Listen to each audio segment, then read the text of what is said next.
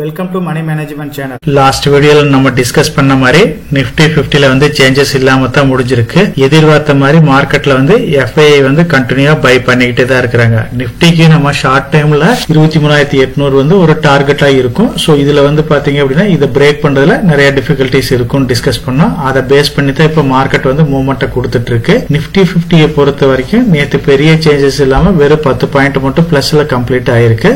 நேற்று மார்க்கெட்டை பொறுத்த வரைக்கும் 23,869 பாயிண்ட்டுக்கும் 23,600 பாயிண்ட்டுக்கும் நடுவுல வந்து மார்க்கெட் ட்ரேட் ஆயிருக்கு. 150க்கு மேல ட்ரேட் ஆனாலும் ஒரு குறிப்பிட்ட டைம்ல மறுபடியும் வந்து மார்க்கெட் வந்து கரெக்ஷன் ஆயிடுச்சு. 23,800 வந்து பிரேக் பண்றதுக்கு ட்ரை பண்ணிட்டு மறுபடியும் வந்து பழைய லெவல்லயே செட்டில் ஆயிருக்கு. ஸோ நீ வரப்போற வீக்ல மார்க்கெட் வந்து இந்த 23,800 பிரேக் பண்ணி அதுல செட்டில் ஆச்சு அப்படின்னா தான் மார்க்கெட் வந்து நெக்ஸ்ட் லெவலுக்கு மூவ்மெண்ட் கொடுக்கறதுக்கு வாய்ப்பு இருக்கு. அப்படி இந்த 23,800 பிரேக் பண்ணல அப்படின்னா மார்க்கெட் டவுன்வர்ட் போறதுக்கு நிறைய பாசிபிலிட்டிஸ் இருக்கு. கிஃப்ட் நிப்டியை பொறுத்த வரைக்கும் நேற்று நைட் வந்து மார்க்கெட் வந்து கொஞ்சம் பாசிட்டிவா தான் இருக்குது.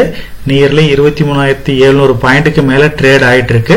எப்படி பாசிட்டிவாவோ இல்ல நெகட்டிவாவோ எப்படி க்ளோஸ் ஆகுதுன்னு தெரியல. மேபி பாசிட்டிவா க்ளோஸ் ஆச்சு அப்படின்னா மார்க்கெட் வந்து 23,800 நோக்கி போறதுக்கு நிறைய வாய்ப்பு இருக்கு.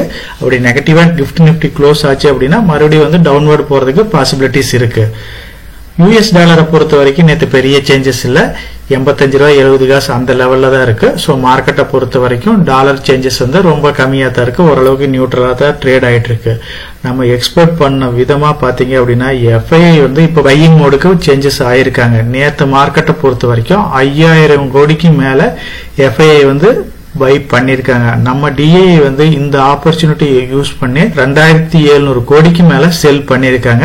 சரி, நேத்து மார்க்கெட் அப்வர்ட் மூவ்மெண்ட்டை கீழே கொண்டுட்டு வந்தது பாத்தீங்க அப்படின்னா நம்ம டிஐ தான். சோ இது வரைக்கும் டிஐ வந்து மார்க்கெட் டவுன்வர்ட்ல இருந்தப்ப நல்ல ஃப்ரெஷ் பையிங் ஜாஸ்தியா இருந்துச்சு. இப்ப எஃப்ஐஐ பையிங் வர்றப்ப பாத்தீங்க அப்படின்னா டிஐ வந்து அது ப்ராஃபிட் புக் பண்றாங்க. சோ எஃப்ஐஐயோட கண்டினியூஸா வந்து பையிங் இருக்குது அப்படின்னா கண்டிப்பா இந்த 23,800 வந்து பிரேக் பண்றதுக்கு பாசிபிலிட்டிஸ் இருக்கு. லாஸ்ட் வீடியோலயே டிஸ்கஸ் பண்ணிருக்கிறோம். அந்த ஃபெட் ரிசர்வோட இன்ட்ரெஸ்ட் ரேட் ஆகட்டும், இந்த டாரிஃப் வார், இது எல்லாமே ஓரளவுக்கு செட்டில் ஆகும். இந்த ஏப்ரல் 2ல வந்து இதுக்கு உண்டான கம்ப்ளீட் ரிசல்ட்ஸ் கிடைச்சிடும். அதுக்கப்புறம் எஃப்ஐயோட இன்வெஸ்ட்மெண்ட் ரெகுலரா இருந்துச்சு அப்படின்னா நம்மளோட மார்க்கெட் வந்து பழைய லெவல ரீச் பண்றதுக்கு வாய்ப்பு இருக்கு. பர்டிகுலரா இந்த இயர் எண்டுக்குள்ள 25,000 பாயிண்ட் வரைக்கும் போறதுக்கு வாய்ப்பு இருக்கு அப்படின்னு ஒரு சில ப்ரெடிக்ஷன்ஸ் வந்து கொடுத்துட்டு இருக்காங்க. அதர் பாராமீட்டர்ஸ் பாத்தீங்க அப்படின்னா நிப்டி விக்ஸை பொறுத்த வரைக்கும் 13.79 இருக்கு. ஓரளவுக்கு ஸ்டேபிளா தான் இருக்குது. அதே மாதிரி மார்க்கெட் மோட் இண்டெக்ஸ் செக் பண்ணி பாத்தீங்க அப்படின்னா இப்ப வந்து கொஞ்சம் கிரீட் மோட்ல தான் இருக்கு. இது வரைக்கும் மார்க்கெட் வந்து நெகட்டிவா இருந்தப்ப ஃபியர் அண்ட்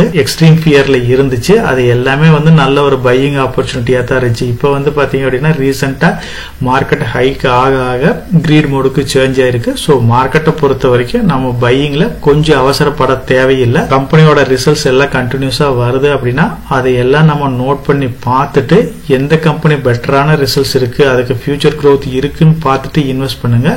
இமீடியட்டா மார்க்கெட் மேல ஏறுது அப்படின்றதுக்கோசரம் நீங்க எந்த ஸ்டாக்கையும் பை பண்ணாதீங்க. டோட்டலா மார்க்கெட் வந்து இப்ப கிரீட் மோட்ல தான் இருக்கு. இது வந்து பை பண்றதுக்கு கரெக்டான டைம் அப்படின்னு கேட்டா கண்டிப்பா கிடையாது. சோ மார்க்கெட் வந்து ஃபியர் மோடுக்கோ இல்ல எக்ஸ்ட்ரீம் ஃபியர் மோடுக்கோ வருது அப்படின்னா அந்த மாதிரி டைம் வந்து நம்ம யூஸ் பண்ணிக்கலாம். அதர் சிச்சுவேஷன்ஸ் எல்லாமே பாத்தீங்க அப்படின்னா மார்க்கெட் பாசிட்டிவா கிரீன் மோட்லயே கண்டினியூ ஆகிறதா பாசிபிலிட்டிஸ் வந்து இப்ப கொஞ்சம் ஜாஸ்தியா இருக்குது.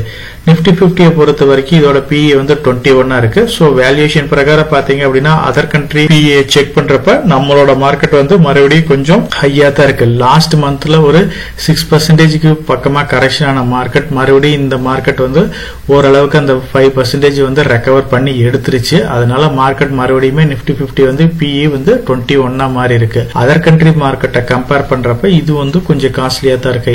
எக்ஸாக்டா சொல்ல போனோம் அப்படின்னா சைனா மார்க்கெட்டை கம்பேர் பண்றப்ப நம்ம மார்க்கெட் இன்னுமே காஸ்ட்லியா தான் இருக்கு. சோ இப்போ வரப்போற ரிசல்ட்ஸ் எல்லாமே ஜஸ்டிஃபை பண்ணா தான் இந்த பிஇ லெவல்ல நம்ம மார்க்கெட் வந்து கண்டினியூ ஆகிறதுக்கு வாய்ப்பு இருக்கு. சோ இண்டஸ்இண்ட் பேங்கை பொறுத்த வரைக்கும் லாஸ்ட் வீக்லயே நம்ம வந்து கொஞ்சம் டீடைலாவே டிஸ்கஸ் பண்ணியிருந்தோம். இண்டஸ்இண்ட் பேங்க் ஒரே நாள்ல 25% பக்கமா பெரிய கரெக்ஷனை பார்த்துச்சு. அந்த டைம்ல 18,000 கோடிக்கு மேல அந்த ஸ்டாக் வந்து கரெக்ட் ஆயிருந்துச்சு. அது எதனால, சோ அதுல என்னென்ன ப்ராப்ளம் இருக்கு, இதை வந்து கன்சிடர் பண்ணலாமா அப்படிங்கறத பத்தி நம்ம டீடைலாவே டிஸ்கஸ் பண்ணியிருந்தோம். இந்த ஸ்டாக்கை பொறுத்த வரைக்கும் அவசரப்பட வேண்டாம். கண்டினியூஸா நீங்க வந்து வரப்போற ஆடிட் ரிப்போர்ட் ஆகட்டும், இந்த பேங்கோட எல்லா டீடைல்ஸும் கம்ப்ளீட்டா இந்த மந்த் லாஸ்ட்டுக்குள்ள நமக்கு கிளியரான ஒரு டைரக்ஷன் கிடைச்சிடும். அதுக்கப்புறம் இந்த ஸ்டாக்ல வந்து நம்ம இன்வெஸ்ட் பண்ணலாம் அப்படின்ற மாதிரி நம்ம டிசைட் பண்ணி வச்சிருந்தோம். அதே மாதிரி இப்ப ரீசன்ட் டைம்ல பேங்கிங் செக்டர் நான் பேங்கிங் செக்டர் நல்லா பர்ஃபார்ம் பண்ணா இண்டஸ்இண்ட் பேங்க் மட்டும் இன்னும் பர்ஃபார்ம் பண்ணாம தான் இருக்கு. ஏன்னா இதுல ப்ராப்ளம் இருக்கிறது இப்ப எல்லாத்துக்குமே தெரிஞ்சிருக்கும். இதோட பிரைஸ் டார்கெட்டை பொறுத்த வரைக்கும் ரிசர்ச் ப்ரோக்ரஸ் எல்லாமே இதை டவுன் கிரேட் தான் பண்ணிருக்காங்க. பாசிட்டிவா போறதுக்கு இமீடியட்டா எந்த வாய்ப்பு இல்லை அப்படின்ற மாதிரி தான் சொல்லியிருக்காங்க. ஸோ அதனால இண்டஸ்இண்ட் பேங்கை பொறுத்த வரைக்கும் வெயிட் பண்றதா பெட்டர். நேத்து மார்க்கெட்டை பொறுத்த வரைக்கும் பாத்தீங்க அப்படின்னாலும் ஒரு 5% பக்கமா வந்து இது கரெக்ஷன் ஆயிருக்கு. இதுக்கு ரீசன் பாத்தீங்க அப்படின்னா ஒரு 30 கோடிக்கு பக்கமா பெனால்டி வந்து ரைஸ் பண்ணதுனால இது மறுபடியும் வந்து ஒரு 5% பக்கமா கரெக்ஷன் ஆயிருக்கு. ஸோ இது ஒன்னு மட்டும் இண்டஸ்இண்ட் பேங்க்ல ப்ராப்ளம் கிடையாது. இன்னும் நிறைய ப்ராப்ளம் இருக்கு. சிஇஓ CFO இந்த சேஞ்சஸ் எல்லாமே சரி, RBIயோட ஆடிட் ரிப்போர்ட் எல்லாமே கிடைச்சதுக்கு அப்புறம் தான் வந்து இந்த பேங்க் வந்து மூவ்மெண்ட் கொடுக்கறதுக்கு வாய்ப்பு இருக்கு. அதனால இந்த ஸ்டாக் வந்து இன்னும் 5% 10% எவ்வளவு போனாலும் நீங்க வெயிட் பண்ணுங்க. ரிப்போர்ட்ஸ் எல்லாம் கிடைச்சதுக்கு அப்புறம் நம்ம இன்வெஸ்ட் பண்ணலாமான்னு நம்ம டிசைட் பண்ணிக்கலாம். என்னோட ஹோல்டிங்ஸ்ல வந்து இந்த ஸ்டாக்கும் வந்து இருக்குது. சோ நான் ஃப்ரெஷ் பையிங் வந்து முடிஞ்ச வரைக்கும் பண்ணல. ஏன்னா வந்து ஆல்ரெடி நான் வந்து 900 ரூபாய்ன்ற லெவல்ல பை பண்ணிருந்தேன். மறுபடியும் வந்து இந்த ஸ்டாக்ல வெயிட் பண்ணிட்டு தான் இருக்கிறேன். சோ ஓரளவுக்கு பாசிட்டிவான நியூஸ் கிடைச்சிச்சு அப்படின்னா இந்த ஸ்டாக்கை வந்து ஆவரேஜ் பண்ணலான்னு இருக்கிறேன். இந்த ஸ்டாக் வந்து இன்னும் 5% கீழே போகுமா இல்ல 10% போகுமா இல்ல 20% போகுமா அப்படிங்கறத கண்டிப்பா பாட்டம் வந்து பிடிக்க முடியாது. அதனால வெயிட் பண்றதா பெட்டரா இருக்கும். ஐசிஐசிஐ டைரக்டா பொறுத்த வரைக்கும் ஒரு சில ஸ்டாக் ரெக்கமெண்டேஷன்ஸ் கொடுத்திருக்காங்க. நம்ம கமெண்ட் செக்ஷன்லயே பாத்தீங்க அப்படின்னா இந்த டிஃபென்ஸ் செக்டர் ஸ்டாக்ஸ் வச்சிருக்கிற எல்லாமே வந்து பெரிய லெவல்ல இந்த ஸ்டாக்ஸ் எல்லாம் கரெக்டா இருக்கு. பர்டிகுலரா பப்ளிக் செக்டர்ல இருக்கிற டிஃபென்ஸ் செக்டர் ஸ்டாக்ஸ் எல்லாமே இந்த லாஸ்ட் 2 இயர்ஸா வந்து எந்த ஒரு பர்ஃபார்மன்ஸும் இல்லாம அதோட ஆல் டைம் ஹைல இருந்து 50% மேல கரெக்ட் ஆயிருச்சு. இப்ப அந்த கம்பெனிஸ்க்கு எல்லாமே இந்த லாஸ்ட் 2 பட்ஜெட்ல பாத்தீங்க அப்படின்னா பெரிய அளவுக்கு ஒரு நியூஸ் வராதனால பெரிய ரிட்டர்னை கொடுக்காம தான் இருந்துச்சு. இப்ப ரீசெண்டா வந்து கவர்மெண்ட் செக்டர்ல இருந்து ஒரு 53,000 கோடிக்கு மேல ஆர்டர்ஸ் வந்து அலாட்மெண்ட் கொடுத்திருக்காங்க. அதுல ஒரு சில கம்பெனிஸ் வந்து நல்ல பெனிஃபிட் ஆகுது. ஆல்ரெடி நீங்க இந்த ஸ்டாக்ஸ் வந்து ஹோல்ட் பண்ணிருக்கீங்க அப்படின்னா அதை கண்டிப்பா வந்து ஹோல்ட் பண்ணுங்க. அதோட டார்கெட் பிரைஸ் எல்லாமே ரைஸ் பண்ணி கொடுத்திருக்காங்க. HIL பொறுத்த வரைக்கும் இப்ப 4000 ரூபாய்ன்ற லெவல்ல ட்ரேட் ஆயிட்டு இருக்கு. 4800 வரைக்கும் போறதுக்கு வாய்ப்பு இருக்கு. அதே மாதிரி பாரத் எலக்ட்ரானிக்ஸை பொறுத்த வரைக்கும் 300 ரூபாயில ட்ரேட் ஆகிற ஸ்டாக் 355 ரூபாய் வரைக்கும் போறதுக்கு வாய்ப்பு இருக்கு. கொச்சின் ஷிப்யார்டை பொறுத்த வரைக்கும் 1500 ரூபாய்ன்ற லெவல்ல இருக்குது. 1700 வரைக்கும் போறதுக்கு வாய்ப்பு இருக்கு. அஸ்ட்ரா மைக்ரோவேவ் பொறுத்த வரைக்கும் பாத்தீங்க அப்படின்னா 700 ரூபாய்க்கு பக்கமா ட்ரேட் ஆகிற ஸ்டாக் 900 ரூபாய் வரைக்கும் போறதுக்கு வாய்ப்பு இருக்கு. டாடா பேட்டர்னை பொறுத்த வரைக்கும் 1700 லெவல்ல இருந்து 1820 வரைக்கும் போறதுக்கு வாய்ப்பு இருக்கு. சோலார் இண்டஸ்ட்ரீஸை பொறுத்த வரைக்கும் 10,700 இருக்கிற ஸ்டாக் 11,750 வரைக்கும் போறதுக்கு வாய்ப்பு இருக்கு அப்படின்னு சொல்றாங்க.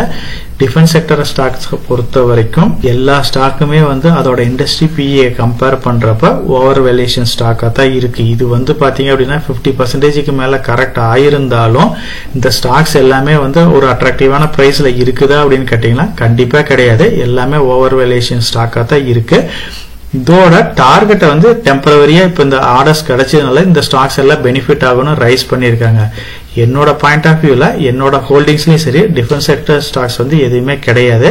நீங்க புதுசா இன்வெஸ்ட் பண்ற அப்படி இருந்தா இந்த ஸ்டாக்ஸை பத்தி நீங்க கம்ப்ளீட்டா அனலைஸ் பண்ணி பார்த்துட்டு இதோட ஃபியூச்சர் growth எப்படி இருக்குங்கிறதையும் டிசைட் பண்ணிட்டு அதுக்கப்புறம் இன்வெஸ்ட் பண்ணுங்க. எந்த ஒரு ரிசர்ச் ஃபார்மும் நமக்கு ரெக்கமெண்டேஷன் கொடுத்தாலுமே அந்த ஸ்டாக்ஸை வந்து நம்ம கம்ப்ளீட்டா அனலைஸ் பண்ணி பார்த்துட்டு அதுக்கப்புறம் ரிஸ்க் எடுக்கலாம். நீங்க பிளைண்டா வந்து ரிசர்ச் ரெக்கமெண்டேஷனை நம்பி எந்த ஸ்டாக்ல இன்வெஸ்ட் பண்ணாதீங்க. இப்ப இருக்கிற சிச்சுவேஷன்ல நான் வந்து டிஃபென்ஸ் ஸ்டாக்ஸ்ல இன்வெஸ்ட் பண்ற ஐடியாவே கிடையாது. மார்க்கெட்டை பொறுத்த வரைக்கும் மேபி FIIயோட கண்டினியூவா மார்க்கெட்ல இன்வெஸ்ட் பண்றதுனால இன்னும் அப்சைடு போறதுக்கு வாய்ப்பு இருக்கு. 23,800 பாயிண்ட வந்து பிரேக் பண்ணணும். பிரேக் பண்ணிருச்சு அப்படின்னா நமக்கு நெக்ஸ்ட் லெவல்ல வந்து மூவ்மெண்ட் கொடுத்துரும். இண்டஸ்இண்ட் பேங்கை பொறுத்த வரைக்கும் டெய்லி மார்க்கெட்ல என்ன ஒரு கரெக்ஷன் நடந்தாலும் நீங்க வெயிட் பண்ணுங்க. இப்ப 30 கோடிக்கு பக்கமா GST பெனால்டி இதுதானதான் வந்து இந்த ஸ்டாக் வந்து டவுன் ஆகுதுன்னு நம்ம சொல்ல முடியாது. இதுக்கு நம்பர் ஆஃப் ரீசன்ஸ் இருக்கு. அதையுமே டிஸ்கஸ் பண்ணிட்டோம். இண்டஸ்இண்ட் பேங்கை பொறுத்த வரைக்கும் RBIயோட complete report and audit report கிடைக்கிற வரைக்கும் நம்ம வெயிட் பண்ணி பார்க்கலாம். டிஃபென்ஸ் செக்டர் ஸ்டாக்கை பொறுத்த வரைக்கும் நம்ம டிஸ்கஸ் பண்ண stocks HIL, Tata pattern, Cochin shipyard, Astra microwave, Bharat electronics, solar industries இதை வச்சிருக்கிறவங்க கொஞ்சம் வெயிட் பண்ணுங்க. ஒரு நல்ல ரிட்டர்ன் கொடுக்கறதுக்கு வாய்ப்பு இருக்கு. நம்ம சேனல் மெம்பர் கம்யூனிட்டியில போர்ட்போலியோ அப்டேட், அதாவது என்னோட போர்ட்போலியோல என்ன ஸ்டாக் பை பண்றேன், என்ன ஸ்டாக் செல் பண்றேன், என்னென்ன சேஞ்சஸ் பண்ணிட்டு இருக்கேன், இதை பத்தி இன்ஃபர்மேஷன்ஸ் வந்து ஷேர் பண்ணிட்டு இருக்கேன். டெய்லி மார்க்கெட் அப்டேட் வந்து முடிஞ்ச வரைக்கும் போஸ்ட் பண்ணிட்டு இருக்கேன். கார்பரேட்ல என்னென்ன ஈவென்ட் இருக்கு, நம்மளோட இந்திய எக்கனாமியை பத்தி ஒரு சில யூஸ்ஃபுல்லான இன்ஃபர்மேஷன்ஸ் எல்லாமே ஷேர் பண்ணிட்டு இருக்கோம். மெம்பர் கம்யூனிட்டியில ஜாயின் பண்ணி இதை ரெகுலரா ஃபாலோ பண்ணீங்க அப்படின்னா உங்களுக்கு நாலேஜ் இம்ப்ரூவ் ஆகிறது மட்டும் இல்லாம உங்களோட போர்ட்போலியோவை ஹெல்த்தியா பில்ட் பண்றதுக்கு எல்லா வகையிலும் சப்போர்ட்டிவா இருக்கும். இப்ப டிஸ்கஸ் பண்ண இன்ஃபர்மேஷன் எல்லாம் உங்களுக்கு யூஸ்ஃபுல்லா இருக்கும்னு நினைக்கிறேன். இந்த வீடியோ உங்களுக்கு யூஸ்ஃபுல்லா இருந்துச்சு அப்படின்னா நம்ம சேனலை வந்து சப்ஸ்கிரைப் பண்ணுங்க, நம்ம வீடியோவை லைக் பண்ணுங்க, ஷேர் பண்ணுங்க. கமெண்ட் செக்ஷன் ஓப்பன்ல தான் இருக்கு. சோ இந்த வீடியோ பத்தி உங்களோட ஒப்பீனியன் என்ன, இதுல என்னென்ன டவுட்ஸ் இருக்கு அப்படின்னு நீங்க கமெண்ட் செக்ஷன்ல போஸ்ட் பண்ணீங்க அப்படின்னா உங்களுக்கு மட்டும் இல்லாம நம்ம வியூவர்ஸ் எல்லாத்துக்குமே நல்ல ஒரு சப்போர்ட்டிவா இருக்கும். நான் ஒரு செபி ரிஜிஸ்டர்ட் அட்வைசர் கிடையாதுங்க. நம்ம சேனல்ல போடுற வீடியோக்கள் எல்லாமே வந்து பாத்தீங்கன்னா எஜுகேஷனல் ஆர் இன்ஃபர்மேஷன் பர்பஸ்க்கோசரம் போஸ்ட் பண்ற வீடியோக்கள் தாங்க. இன்வெஸ்ட்மெண்ட்னா கண்டிப்பா ரிஸ்க் இருக்கும். அதனால நீங்க உங்க பினான்சியல் அட்வைசர் டிஸ்கஸ் பண்ணியோ இல்ல நீங்களா ஓன் டிசிஷன் எடுத்தோ இன்வெஸ்ட் பண்ணுங்க.